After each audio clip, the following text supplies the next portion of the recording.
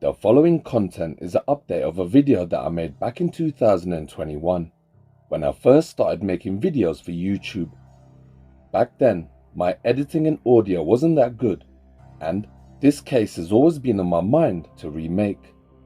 But this time, I'm going to improve on what I made back in 2021 with new information, footage, audio files and updates.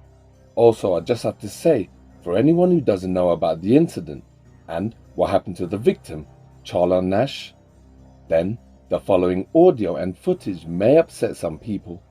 But try your best to watch the full video and imagine what Charla Nash went through at the time of the attack, and subsequently the following years and the countless operations and the facial reconstructions that she went through, and all the pain to rebuild her face, because after being mauled and eaten alive by a 14-year-old 200-pound chimpanzee called Travis, Charla Nash was left clinging to life as the crazed chimpanzee ate her alive, including her nose, her lips, ears, her hands and her fingers, and he blinded both of her eyes. This is a retelling of Charla Nash's story and how people's obsessions with owning exotic animals led to destroying a woman's body and life. This video may shock and upset you, but it's all true. It all happened, and as a result, lessons were learned and laws were put into effect, and an innocent woman was attacked and hurt beyond anything your imagination could come up with. But she survived. And most importantly, this video is about a woman's will to live. Even against impossible odds, Charla Nash never gave up. This video is dedicated to Charla Nash, and this is her story.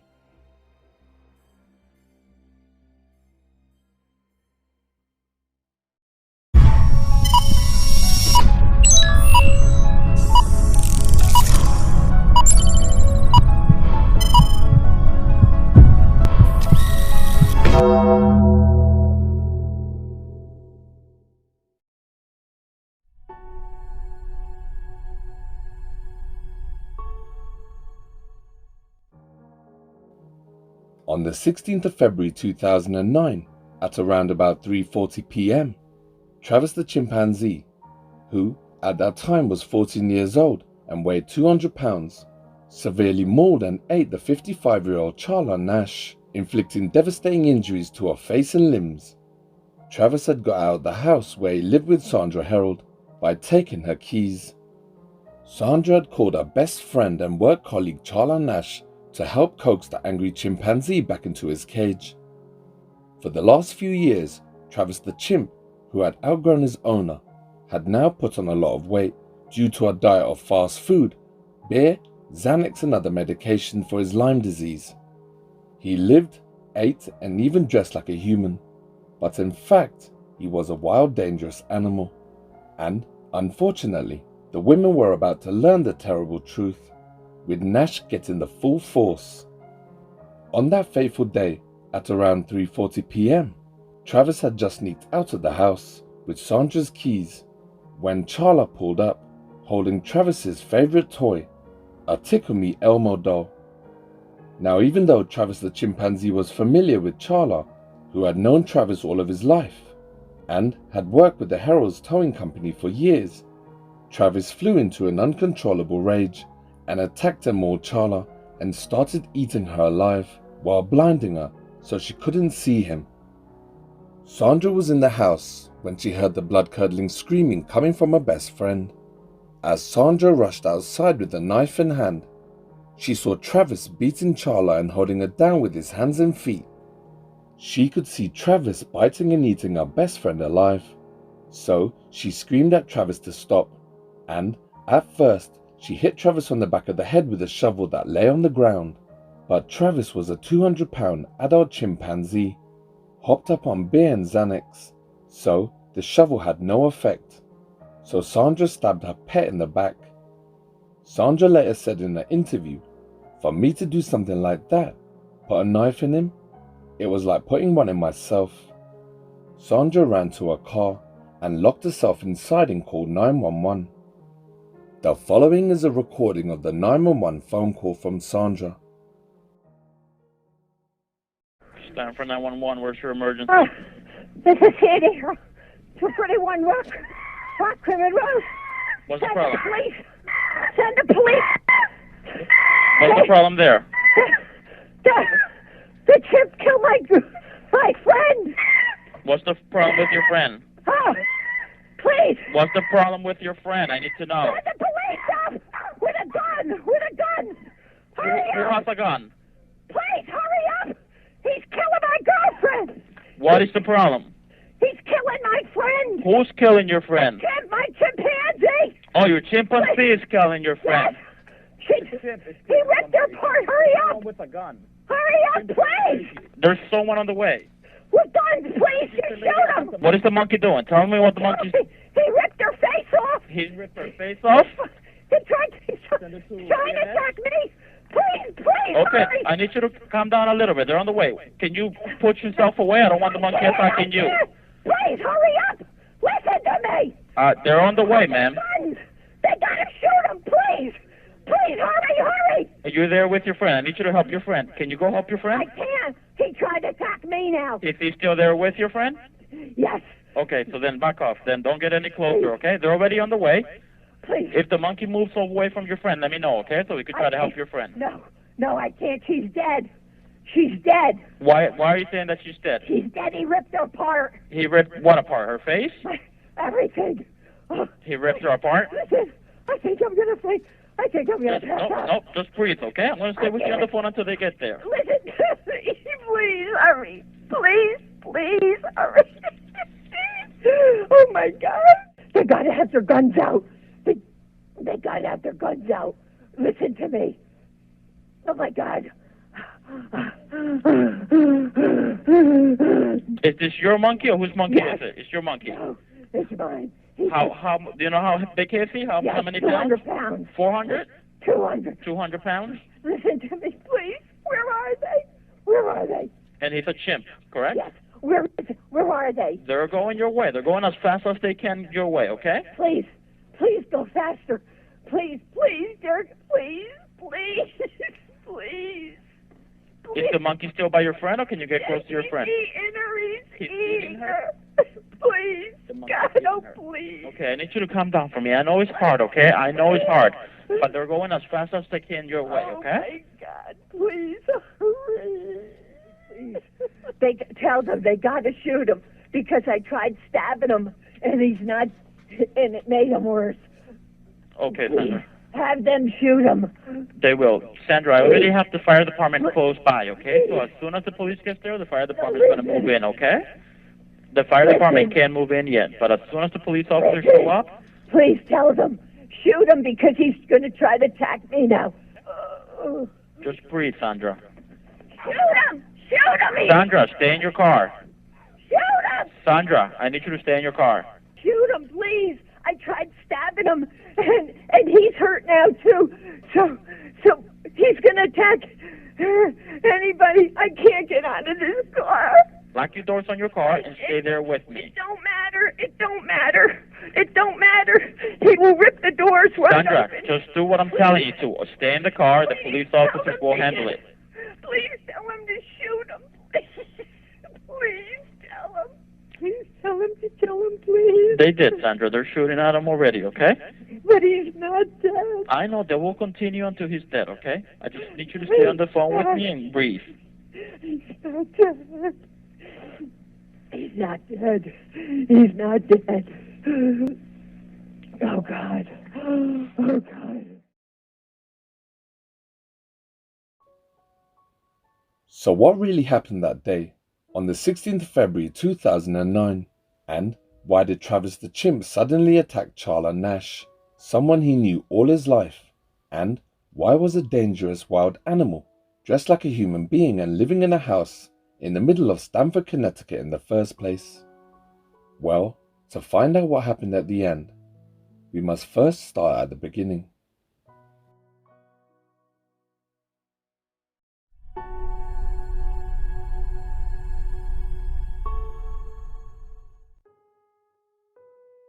This is Travis the chimp, just before that fateful day. He was born on the 21st of October 1995, and He died on the 16th of February 2009, making him 14 years old when he died. He weighed 200 pounds, which is about 91 kg, about the same weight as a fully grown athletic male. He was a family pet that belonged to Jerry and Sandra Harold, who loved and adored him like a son. Now, chimpanzees are the closest relatives we have to us humans. We share the same DNA, but humans have one different chromosome that sets us apart as the dominant species. Humans and chimpanzees share 96 to 98% of the same DNA. The only difference with our DNA is chromosome 2, or it is referred to by scientists as chromosome X. And it's amazing when you think about it, because that one microscopic difference is responsible for love, art, music, language, culture, fashion, and cuisine, as well as their sharp teeth, their immense strength and bite force, and their opposable thumbs. They also have highly specialized prehensile feet, featuring a fully opposable big toe that in essence acts like a thumb. In other words, their feet are like 2 extra hands, all the more to hold and grab you with. They also possess sophisticated awareness of the space around them. In other words, Travis the chimpanzee was like a fully grown adult, with the strength of 5 men, equipped with fangs, strong opposable limbs, but with the mindset of an adolescent child. And on that foggy cold day in February 2009, Travis proved to Sandra and to the rest of the world just how dangerous he really was.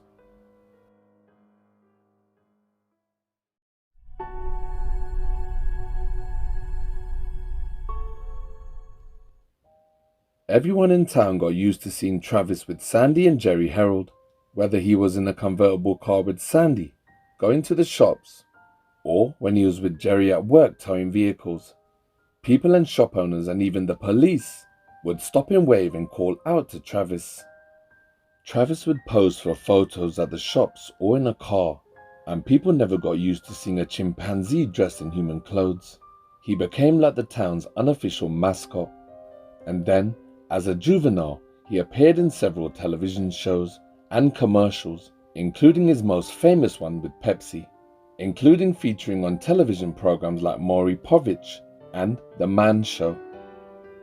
Travis had been socialized amongst humans since birth, and a next-door neighbor said he used to play with Travis and wrestle him. The neighbor was adamant about highlighting how gentle Travis was with him, and how he always knew when to stop, and said that Travis listened to him more than his own nephews. As the years passed, Travis learned to open doors using keys, dress himself, water plants, feed hay to the animals, eat at a dining table with the family, drink wine from a stemmed glass, and draw in paint, and open beer cans. He also learned to log onto a computer to look at photos, watch television using a remote control, and he brushed his own teeth. He also loved to watch baseball on TV, and for some crazy reason, he was even allowed to drive a car on several occasions. During the early years, right up to about 2004, everything did in fact seem perfect. Travis was happy and flourishing, and Sandy and Jerry were happy too. Everyone in town accepted Travis, but alas, all good things must come to an end. You see, owning a chimpanzee is like playing a game of Russian roulette. Every time Sandy and Jerry Harold took Travis out with them, or every time a child stopped to say hello or take a photograph with Travis, they were pulling the trigger. But their lucky streak wouldn't last.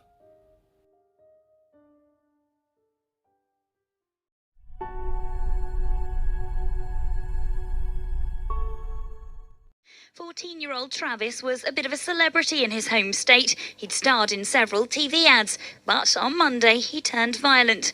Police say he'd been a little agitated earlier in the day, so his owner had given him an anti-anxiety drug. The chimpanzee was at some point coaxed back into the house, and the owner, Sandra Harold, gave the chimpanzee some tea with Xanax in the tea.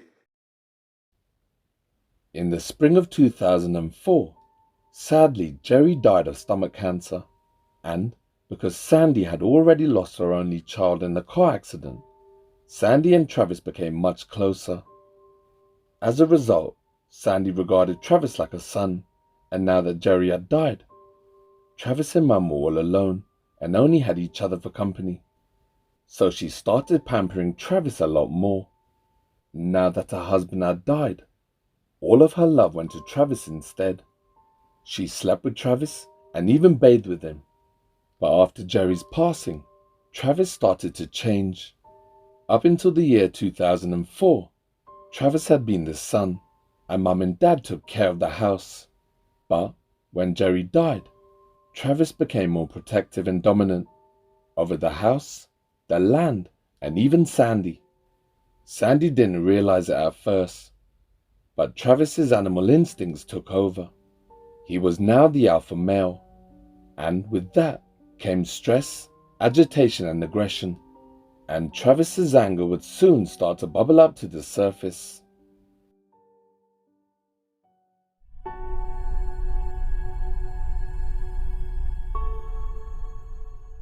And at some point, the chimp was again able to make its way outside. It wasn't enough though. Travis became increasingly irate and eventually went on the rampage. The owner then went into the kitchen and retrieved a very long butcher knife and came out and stabbed the chimpanzee on a couple of occasions to assist her friend.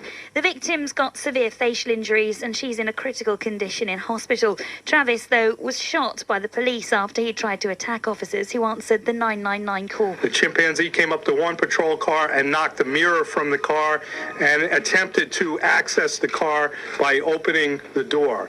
You have to understand this chimpanzee has been raised almost like a human for its 14 years of its life, and often drives around in cars, opens cars' doors, drinks from glasses, etc. It's been in a number of commercials that have aired on TV. According to the papers, this wasn't Travis's first brush with the law. So concerned about her and the loss of him. And then some people giving these calls like I ought to rot in hell for killing him. I mean, here's something that was like my son. There's my best friend. It was in seconds, minutes. What do you do? You know? And then that I killed him. I did whatever I had to do at the time. You know, it was the most horrible thing that could have ever happened. And nobody would know unless they were in my place. And many, many people know the love that I had for Travis and Travis had for me. For me to do something like that, put a knife in him, was like putting one in myself. And then he turned around and like, Mom, what did you do? So nobody could know what I went through then and what I'm going through now. It's horrible. I mean, his blood going into his room where he was shot. Last night was he's not in bed with me. He slept with me every night. He would comb my hair. Everything in the house is for him. And it's a tragedy on both parts, for my friend and for him and me. Had you given him the Xanax? Never. And it was a friend that was here. He forgot it. And it wasn't a prescription. It wasn't anything. He's never had anything. So you've never given him anything? Never. And Sandy, what about never used a hot shot on him like some people do. He's never had anything but love. Never. On the 16th of February 2009, at 3:40 p.m., as Travis sneaked out of Sandy's house, her best friend Charla Nash was walking up the gravel path towards the gate. Charla Nash was more than just a friend to Sandy. She was like a sister. When Sandy Harold lost her only child, Susan, after an accident, Charla was there for Sandy and helped them with the business and looking after Travis. Then, when Sandy lost her husband, Jerry, because of stomach cancer, she spiraled into depression, and so too did Travis. And it was Charla that picked her up and took care of the towing company and was there for Sandy and Travis. Sandy even gave Charla and her daughter a rent-free loft apartment that had belonged to her late daughter. Charla also took care of Sandy's lawn and watched over Travis, who had become morbidly obese at this point, spending most of his time snacking, watching TV, playing on the PC and roaming around the house, which had become a mess of unworn clothes stuffed into plastic bags and bins. Things were clearly unwell in Sandy's household after Jerry died, but Charla was a beacon of light for Sandy. On the last weekend the best friends shared together in February 2009, Sandy and Charla embarked on a rare outing alone without Travis. They went to the Mohegan Sun Casino in Montville, Connecticut, and afterwards Sandy treated Charla by taking her to a salon before going back home to thank her for all her help. Charla had her hair washed, colored and cut, and the friends went their separate ways and arranged to meet later. When Sandy returned home, she thanked her neighbor for looking after Travis, who was locked in his cage all day. She realized Travis was angry and agitated because of being left alone all day in his cage. So when she let Travis out, he took her keys from the kitchen drawer and opened the front door, and he went out into the yard. Concerned for him because Travis wasn't listening and he was way too big for anyone, let alone Sandy, to handle. So Sandy put a Xanax in his tea to try to calm him down. Now this is where the accounts split. Charla Nash has always maintained that Sandy Harold called her and asked her to come help coax Travis back into his cage in the house. But Sandy Harold said that Charla offered to help. Personally, it doesn't make any difference. In either case, on that fateful day, Charla Nash arrived at Sandy Harold's home around 3:40 p.m. Travis was in the front yard, and to try to lure him back into the house, Charla Nash showed up holding Travis's favorite toy. Now, we don't know if it was because Travis had been left alone all day in the cage, or whether it was because Charla was holding his favorite toy, or if it was because Charla looked and smelled different. But something snapped at that very moment in Travis. The lead theory by animal behaviorists is that because Charla went to the salon that day, she looked completely different. Her hair was cut and colored, and she smelled a perfume, and she was driving a different car. So, with all of those details in mind, and the fact that Charla was holding his favorite toy, the already angry, medicated, aggressive 200-pound chimpanzee saw red and barreled towards the frozen Charla. Sandra said he knocked around over to Nash, stood on his two legs and threw her to the side of the car, then to the ground. He continued to ravage Charla as she lay on the ground bleeding. Sandy Harold began hysterically beating Travis over the head with a shovel, but the chimpanzee wouldn't stop. Not knowing what else to do, she stabbed Travis in the back, but still he didn't stop. So she stabbed him again another 2 more times. Finally, Travis stopped and slowly turned around to face his owner. Then he charged at Sandy, so she ran to the car, locked the door, and dialed for the police. And the rest is now history.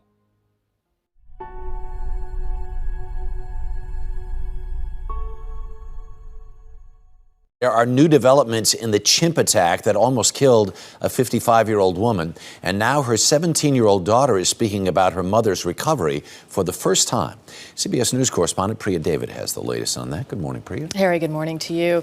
Charla Nash is at Ohio's Cleveland Clinic as she recovers from the massive injuries she suffered in the February attack.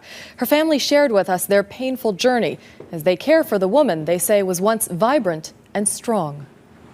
The leafy green peace and quiet on this Stamford, Connecticut road make it almost impossible to imagine the 12 minutes of terror last February when Travis, a trained chimpanzee, attacked 55-year-old Charla Nash. With a gun! Chimp owner Sandra Harold called 911 and fought to keep the 200-pound beast from mauling her friend, but he wouldn't stop. He ripped her face off! Police shot and killed the chimp, but not before he savagely attacked Charla's face and hands.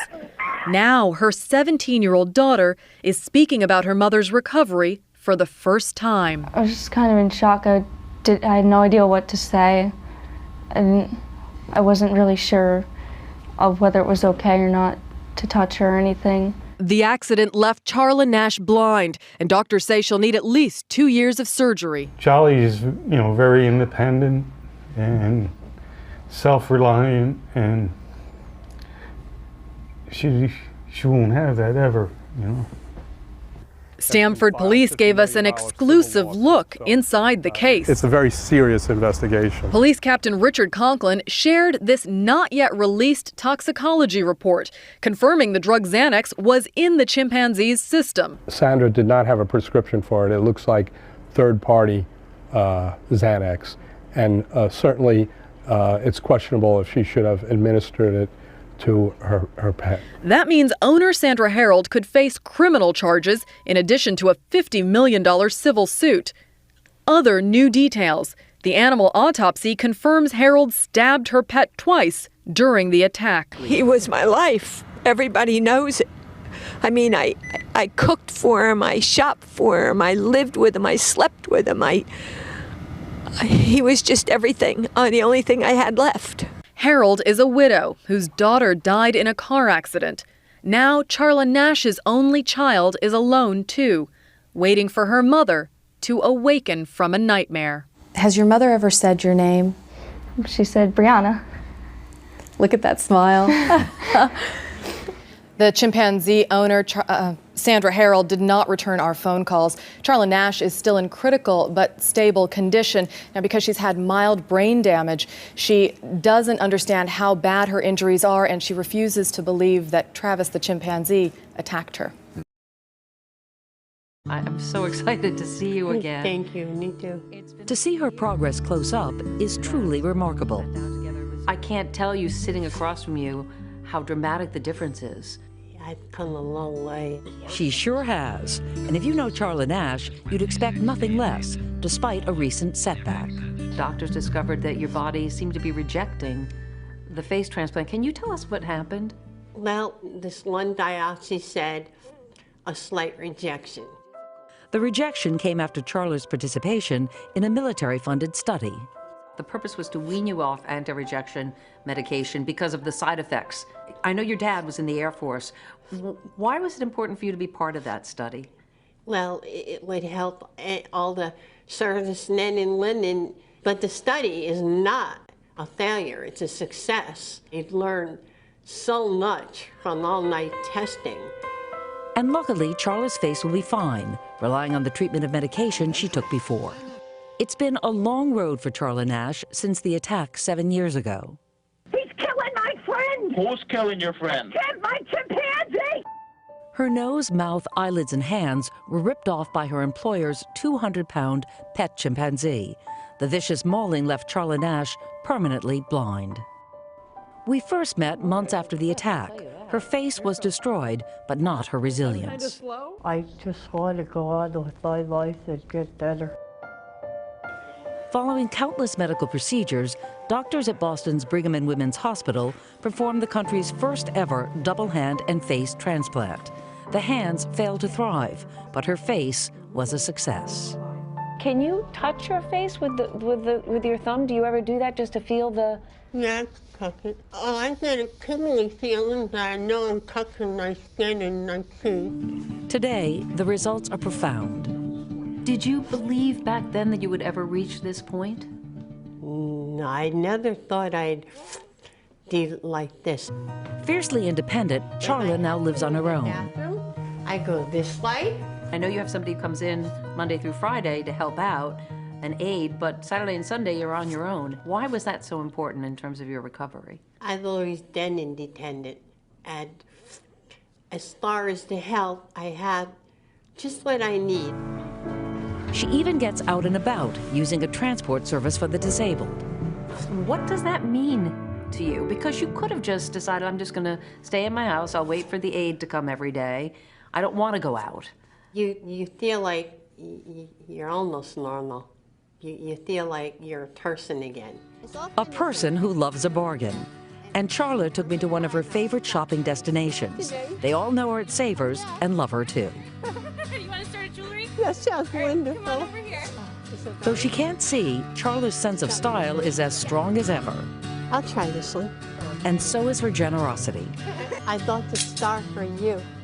You bought the star from me? You're a nice star today. Oh, Charlie, you're my star. Hi, thank you. Charla's grateful for everything, but says she struggles with expenses. I wish I had more care, but I'm thankful that I do have. Name to dial, please. You're stubborn, you're independent, you're strong-minded, and you got a great sense of humor. Am I right on all of those? Yeah, and I'm ready. I want to ride horses again. Do you think you will? I will. Despite unimaginable challenges, Charla's spirit is unbreakable, and she finds joy at every turn. What's your favorite time of day? The morning, I think. Why is that? I hear the birds singing. I can feel the sun, and it's like another good day. Let's get started. In the years since then, Charla has undergone dozens of operations for her face and hands and several reconstructive surgeries, including a face transplant.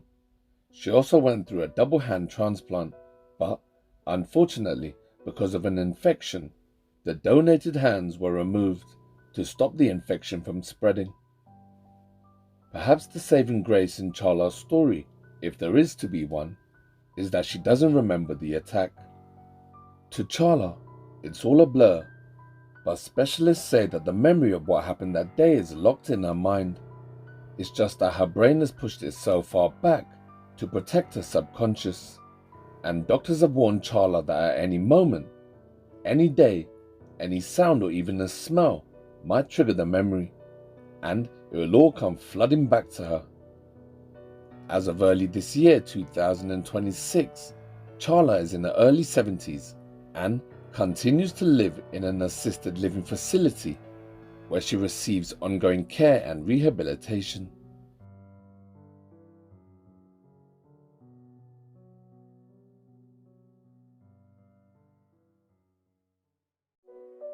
Don't ever laugh as the hearse goes by, for you may be the next to die. They wrap you up in a big white sheet, from your head down to your feet. They put you in a big black box and cover you up with dirt and rocks.